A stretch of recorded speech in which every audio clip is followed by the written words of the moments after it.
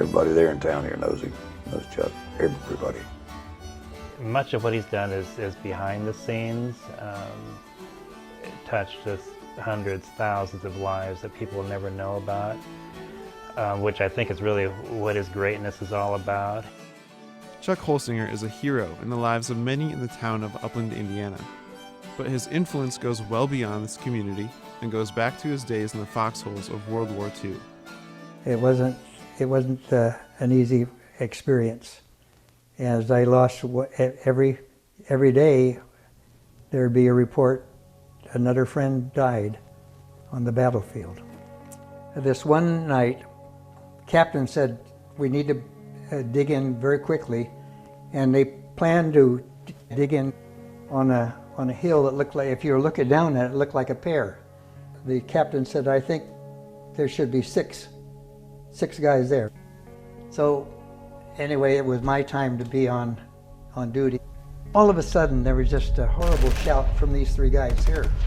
And I could hear clashing of rifles and these guys screaming. I saw a Japanese with a bayonet up like this, and so I pulled my rifle down and I pumped him full of lead. And then I kept shooting at the other two holes, and then I all of a sudden realized that the other two guys that were on the outside were dead. And so I knew if we had to give up that position, that would put our whole company in jeopardy. So anyway, the Japanese began to throw grenades at me, and they pop them on their helmet, and then they, if one would land in my hole, then I would roll out, and then I'd jump out again after the explosion. Well, the guy next to me, he wouldn't stick up his head. A grenade came in and went off on his back. And then I thought he was dead. And I reached over and shook him, and I didn't think he was alive. So I began to make plans of how I could get out of my hole and up the hill. And then all of a sudden I heard Paul groan, and then I knew he was still alive. And this first sergeant came up and took him back, and then I called for mortar fire. And so for the rest of the night, I was the only guy out there, and I was directing mortar fire, and the Japanese were shooting at me, and all of a sudden there was daylight. And I said, thank the Lord, and the captain came down and said, I want you to know that you saved the company. I was awarded the Silver Star. Despite a desire to never leave the United States again, Chuck felt God's call to missions. Yet bitterness and anger carried over from Chuck's war experience, even as he began to serve in the Philippines. Every time I saw a Japanese, I spit, and I just wished every one of them were dead. It wasn't until 30 years after Chuck's war experience that he was able to express his forgiveness towards the Japanese. He wrote a book describing this experience. I came to a place where I could say, I forgive my enemies. And that's the biggest thing that a lot of times we struggle with as far as people is concerned. And we always want to be, the lesson I learned is that you always want to be willing to forgive. And that's the message for you today. Thank you. Chuck's life has been transformed from a man harboring great bitterness and anger to a man who lives in forgiveness. The life lessons that he has learned, he has been able to express with men and women who have shared similar experiences. After Chuck retired, he moved to Upland, Indiana, where he and his wife could be closer to their children. Since then, he has become an active member of this community. Chuck often enjoys coffee and donuts with others at a local gas station called Circle K. Yeah, I call it the Donut Corral. So I go down there quite often, and they all know me by name. It's interesting that a number of them are opening up to me. I'm a friend to them, and that is all. And I'm not pushing religion on them or anything else like that. They know that I'm a believer, and because I say by the grace of God I'm alive. Oh, he makes my day every time I see him. This guy's getting around good. I think he gets around better than I do. I'm not sure. But he's always got a smile on his face. He's always a happy guy. He kind of lifts your day up a little bit. Hey, come on down. Sit. Chuck, come on, sit down with the rest of us. I drove by and thought I seen you. Hey, It's good been to a see you. while. Yeah, right. Yeah. You doing good? Yeah. It's good to see you. I need to come by and see you. I started a new job. Yeah. Yeah. My good buddy Chuck. He's been with me through thick and thin. You're right, man. Yeah. Well, hey, I gotta get to work. It's nice to see you again. You take care. Have a good day. Okay. Yeah. Thank you again. Yeah. Okay. Okay, ladies. Bye. Bye. See you Have a later. nice day. Yeah. Have a good day. Yeah. I Okay. just, can I say something real quick? I don't even know if you remember who I am, Yeah. but my son was killed in Fallujah, and he showed up at my door with his book. We had no clue who he was. Yeah. Sat down at our dining room table. Yeah, I remember. Okay, I didn't know, Yeah. even know if you realized that Yeah, was I me. remember that. I Yeah. just want to say, that you don't know the life that you touched when, you did that. And That's showed for up at sure. my door, and I still have trouble forgiving, but Yeah. I Yeah. appreciate that. I Well, just wanted to thank you say so that. much. Yeah. Thanks. Good. Okay. Okay. We'll see you Bye, later, Jack. everybody. Yeah. Okay. Bye-bye.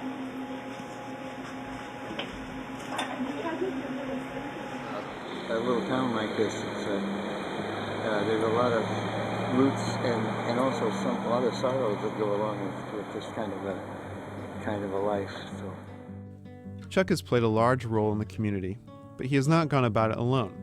Living close to family has offered crucial support, but more than anyone, Chuck's wife Betty has kept him balanced throughout their life together. And I think with Betty, she's been very much behind the scenes over the years. She's been, I think, the stability in the home as Chuck's been off doing a lot of things and very, he's high energy, very involved, but Betty's provided that, the home, the stability, the platform, the support that Chuck's needed all these years. So she's been a very important part of his success. Mom and Dad loved the Lord. They loved each other. They were committed to each other. They always had fun together. They worked together. And each one of us has, taken the position of you be the first one to ask forgiveness. Yeah. And I think that has really been a big part of our ability to stay together. A few years ago, Betty became very ill with a thyroid condition, and the treatment has caused various other health issues. Chuck has been a loving husband, and his role as supporter and provider has only increased over the years. I don't have the energy, I don't have stamina, and sometimes I just can't do what I have been asked to do. Well, I have to be a caretaker now. He's learned to cook. Yeah, I do all the cooking, and that's not too bad.